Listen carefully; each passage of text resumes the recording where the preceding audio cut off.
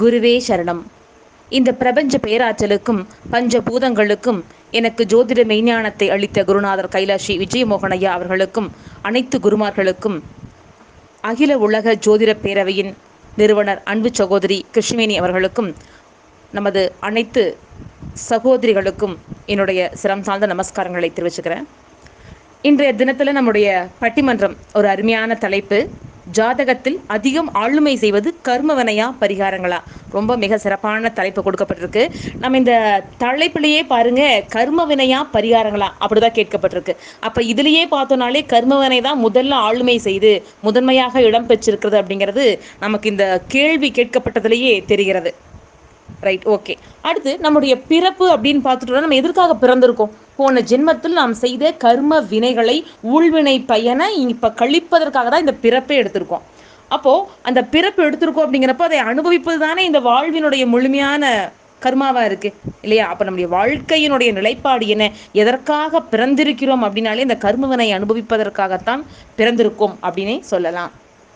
அப்படிப்பட்ட அந்த கர்மவினை அப்படிங்கிறது சஞ்சித கர்மா, பிராப்த கர்மா, ஆகாமிய கர்மா அப்படின்னு சொல்றோம். அப்போ நம்ம முன்னோர்கள் செஞ்சு வச்ச வினையோட தொகுப்பு, அது போக நம்ம இப்ப அனுபவிக்க வேண்டிய தொகுப்பு, அது போக இப்ப நம்ம வாழ்ந்துட்டு இருக்கக்கூடிய பிறவியில் மனதாலையும் சரி உடலாலையும் நம்ம செய்யக்கூடிய வினைகளுடைய தொகுப்பு, இதெல்லாம் சேர்ந்துதான் நம்முடைய ஊழ்வினை கர்மாவா நம்ம இந்த பிறப்பில் என்ன மாதிரியான வினைகளை அனுபவிக்கிறோம், நல்ல வினையா, தீவினையா, யோகமா, அவயோகமா, எப்படிப்பட்ட வாழ்க்கையை நம்ம வாழ்ந்து கொண்டு இருக்கிறோம் அப்படிங்கிறத நிர்ணயம் செய்யறதே நம்முடைய ஊழ்வினை கர்மாதான் அப்படிங்கிறத நம்ம என்னைக்கும் மறந்து விடக்கூடாது.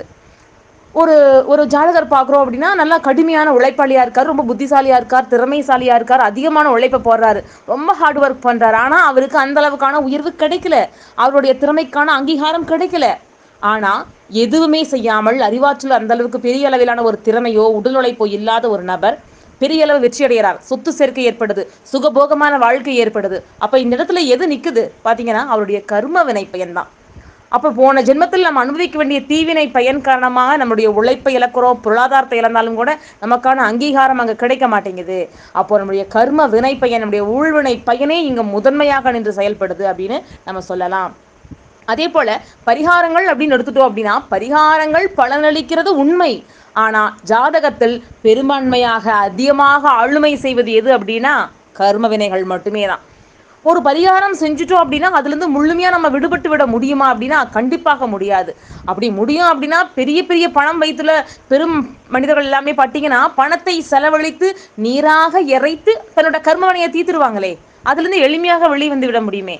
ஆனா கர்மவினை அப்படிங்கிறது கண்டிப்பாக மாற்றத்திற்கு உரியது அல்ல. கர்மவினை அப்படிங்கிறத அனுபவித்துத்தான் கழிக்க வேண்டும் இல்லையா? அதை நம்மளுடைய என்ன சொல்லுவோம், அவரவர் பசி அவருக்கு தான், அவருடைய வள்ளி அவருக்கு தான் சொல்லுவேன் இல்லையா? உங்க பசியை யாராவது வாங்கிக்க முடியுமா? உங்களுடைய வள்ளியை யாராவது வாங்கிக்கொள்ள முடியுமா? முடியாது. வேற சொத்து சுகம் பொன் பொருள் எல்லாம் நீங்க யாருக்கு வேணா கொடுக்கலாம், உங்க வாரிசுல கொடுக்கலாம், உங்க வாரிசுக்கு சுகபோகமா இருக்கலாம், உங்க வழியை கொடுக்க முடியுமா? உங்க நோயை கொடுக்க முடியுமா? அதெல்லாம் உங்க கர்ம வினைப்பயன், நீங்க அனுபவித்து தான் கழிக்க வேண்டும்.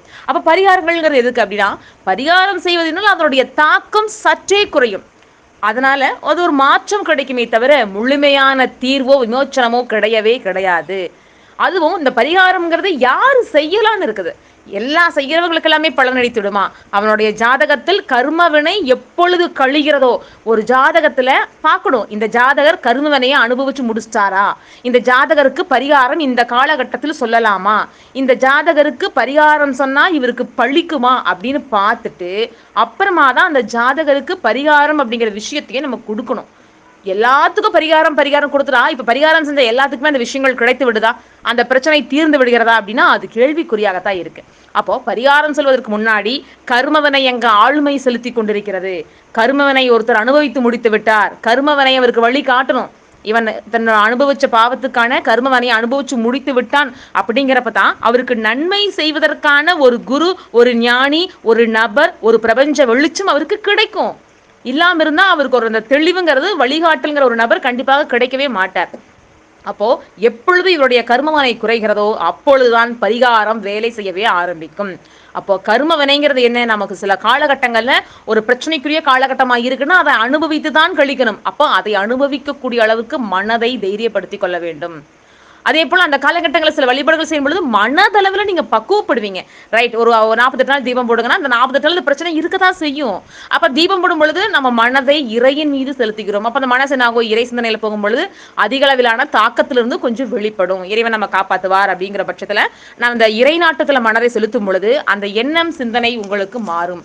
அப்போ சில குறிப்பிட்ட காலகட்டம் பிரச்சனைக்குரியதுதான் அப்படின்னு சொல்லும் பொழுது நாம் அதை தாங்கிக் கொண்டு அதை கடந்து செல்லத்தான் முயற்சி கொள்ள வேண்டுமே தவிர, எனக்கு எப்படி இது வரலாம், நான் நல்லா தானே பண்ணினேன், நான் ஹார்ட் ஒர்க் பண்ணியிருக்கேன், எஃபோர்ட் போட்டிருக்கேன், இவ்வளோ பண்ணியிருக்கேன், எனக்கு எதுக்கு இது நடக்குது அப்படின்னு கரும வினையோடு எதிர்த்து போராடினால் உங்கள் வாழ்க்கை மிகவும் மிகப்பெரிய கேள்விக்குறியா மாறிடும். அப்ப கர்ம வினை அப்படிங்கிறத நம்ம அனுபவிச்சுதான் தீரணும். அதுலேயே பார்த்துட்டோம் அப்படின்னா அந்த சஞ்சித கர்மா பிராப்த கர்மாங்கிறது நம்ம முன்வினையில செஞ்சது, நம்ம முன்னோர்கள் செஞ்ச வினை, அதை ஒண்ணுமே பண்ண முடியாது, நம்ம அனுபவித்து தான் கழிக்க வேண்டும். ஆனா ஒன்ன மாத்தலாம், என்ன மாத்தலாம், அகாமிய கர்மா, அதாவது தற்சமயத்துல நம்ம வாழக்கூடிய வாழ்க்கையில் நம்ம மனசளவாழ்வும் சரி உடல் அளவாழ்வும் சரி மற்றவர்களுக்கு தீங்கிழைக்காமல் நன்மையை செய்யறோம், தான தர்மங்களை செய்கின்றோம் அப்படின்னா இந்த கர்மாவில நல்ல கர்மாவை சேர்த்த முடியும். சோ அந்த நம்முடைய சஞ்சித கர்மாவையும் பிராப்த கர்மாவையும் மாற்ற இயலாது. மாற்றக்கூடிய ஒரே கர்மா எதுனா ஆகாமிய கர்மா மட்டும்தான். அப்போ நம்ம வாழக்கூடிய இந்த பிறப்பில் தான தர்மங்களை செய்யுங்க, நல்ல வினைகளை செய்யுங்க, நல்ல எண்ணங்களை வைங்க, மனதளவில் நல்ல எண்ணங்கள் நல்ல சிந்தனைகள், அடுத்தவரை வாழ்த்துங்கள். இந்த மாதிரியான நிகழ்வுகளை நீங்க ஈடுபடும் பொழுது உங்களுக்கு இந்த ஆகாமிய கர்மா அப்படிங்கிறது நல்ல வினைகளையே கொடுக்கும். இதன் மூலிமா உங்களுடைய முந்தைய வினை அப்படிங்கிறது சீக்கிரமாக முடிவுக்கு வரும் பொழுது இப்பொழுது அனுபவிக்கக்கூடியதுனால ஏற்படக்கூடிய வினை முழுவதுமாக நல்ல வினையா கிடைக்கும். அதனாலதான் சொல்றது, தானம் பண்ணுங்க, தர்மம் பண்ணுங்க, யார் மேலேயும் பொறாமை கொள்ளாதீர்கள், எல்லாத்தையும் வாழ்த்துங்க. நீங்க இங்க வாழ்த்துனீங்கன்னா பிரபஞ்சம் உங்களை வாழ்த்தும். யார் மேலேயும் போட்டி பொறாமை கொள்ளக்கூடாது. ஒருவர் உயர்ந்திருக்கார் வளர்ந்திருக்காருன்னா அதற்கு பின்னாடி அவருடைய கடின உழைப்பு இருக்கும், அவருடைய கர்மவினை இருக்குது. அவருடைய கர்மவனை நல்வனையா இருக்கும் பொழுது எதிர்பாராத உயர்வு, வளர்ச்சி, திடீர் அதிர்ஷ்டம் எல்லாமே அவருக்கு வரும். அப்ப நமக்கு எல்லாமே இருக்கு, ஆனா உயர்வு இல்லை, கௌரவம் இல்லை, அந்தஸ்து இல்லை, பதவி இல்லை. ஏன்? உங்க கர்மவினை. அப்ப கர்மவினையை எப்படி கழிக்கணும் அப்படிங்கிற பொழுது நீங்க என்ன பண்ணலாம் அப்படின்னா, தான தர்மங்கள் பண்ணுங்க, உண்மையாக இருங்கள், இறை வழிபாடு செய்யுங்கள், இல்லாத மக்களுக்கு, ஏழை எளிய மக்களுக்கு உங்களால் இயன்ற உதவிகளை செய்யுங்கள். இதெல்லாம் செய்யும் பொழுது உங்களுடைய கர்மவினை தீரும். அதே போல நம்முடைய கர்ம வினை தீரணும் அப்படிங்கிறப்ப இந்த தான தர்மங்கள் மட்டும்தான் நம்முடைய விஷயங்கள். அதுவுமே பார்த்தீங்க அப்படின்னா நம்ம பரிகாரங்களாக கொடுக்குறோம் அப்படின்னா இந்த கர்ம வினையை அனுபவித்துத்தான் கழிக்க முடியுமே தவிர எந்த ஒரு பரிகாரங்கள் செய்வதனாலும் அதை கடந்து செல்ல இயலாது. நம்ம சித்தர்கள்லாம் பார்த்தீங்கன்னா கர்ம வினைகளை அனுபவித்து திருப்பம் பிறந்து பிறந்து ஒவ்வொரு பிறப்பாக எடுப்பாங்க, ஜீவசமாதி அடைஞ்சு திருப்பி பிறப்பெடுப்பாங்க. ஏன்னா அவங்க பார்த்தீங்கன்னா சித்தர்களை வழிபட்டாங்க அப்படின்னா அவர்களுடைய கர்மவனையை சித்தர்கள் வாங்கி கொள்வார்களாம். அப்போ இவங்க அனுபவிக்க வேண்டிய கஷ்டத்தை சித்தர்கள் அனுபவித்து அந்த பிறப்பை அனுபவித்து முடித்து ஜீவசமாதி அடைஞ்சு திருப்பியும் பிறப்படுத்து திருப்பியும் அனுபவிக்கிறார்கள். சரிங்களா? அந்த ஒரு மகாசக்தி சித்த புருஷர்களுக்கு மட்டும்தான் இருக்கு. மற்றபடி நம்மெல்லாம் மானிடர்கள், நம்மால அந்த கர்மாவை தள்ளி செல்லவோ தாண்டி செல்லவோ முடியாது. கர்மாவை அனுபவித்தே கழிக்க வேண்டும். இப்போ எந்த ஒரு பரிகாரங்களும் ஒரு நிழல் குடையாகத்தான் இருக்கும். மழையில நினையணுங்கிறதுடைய விதியாக இருக்கும் பட்சத்தில் குடையில எடுத்துட்டு போனீங்கன்னா கொஞ்சம் நினையாம பாதுகாப்பா போய்க்கலாம். ஆனா நினையணுங்கிறது விதி, நினைச்சுதான் தீரணும். சரிங்களா? அப்போ அந்த காலகட்டத்துல பரிகாரம் அப்படிங்கிறது சிலருக்கு மட்டுமே பலனளிக்கும், எல்லாத்துக்கும் பலனளிக்குமாங்கிறது கேள்விக்குறி. அப்ப பரிகாரங்கள் சொல்வதற்கு முன்னாடி நம்ம என்ன பண்ணணும், இவருக்கு பரிகாரம் சொல்லலாமான்னு பார்க்கணும், யாருக்கு பரிகாரம் சொல்லலான்னு பார்க்கணும். அப்போ பரிகாரங்கள் அப்படிங்கிற விஷயத்தை எல்லாற்றுக்கும் பலனளிக்காது. ஒருவருடைய ஜாதகத்தில் முதல் நிலையில் நின்று பிறப்பு, எப்படிப்பட்ட பிறப்பு, எதற்காக பிறப்பு எடுத்திருக்கோம், இந்த பிறப்பு எதை அனுபவிக்க போகுது, அப்படி அவன் எந்த நல்வினையா தீவினையா யோகமா அவயோகமா அதிர்ஷ்டமா துர்திருஷ்டமா எல்லாத்தையும் நிர்ணயம் செய்யக்கூடியது ஒரு மனிதனுடைய ஊழ்வினை கர்மாவே அப்படின்னு ஆணித்தனமாக கூறி எனக்கு பேச வாய்ப்பளித்த அனைவருக்கும் நன்றி கூறி விடைபெறுகிறேன். என்னுடைய பெயர் கோவை ரேவதி, ஜோதிட ஆச்சாரியா கோவை ரேவதி. நான் அக்ஷயா ஜோதிட வித்யாலயத்தில் ஜோதிட ஆசிரியராக பணியாற்றிட்டு இருக்கேன். ஜோதிடம் அடிப்படை, உயர்நிலை, முதுநிலை அப்படின்னு சொல்லி பாடங்கள் நடத்தப்படுது. விருப்பமுள்ளவர்கள் கலந்து கொள்ளலாம். என்னுடைய தொலைபேசி எண் 9791408773. வாழ்க வளமுடன், எல்லாம் நிறைவாகட்டும். சிவாய நம.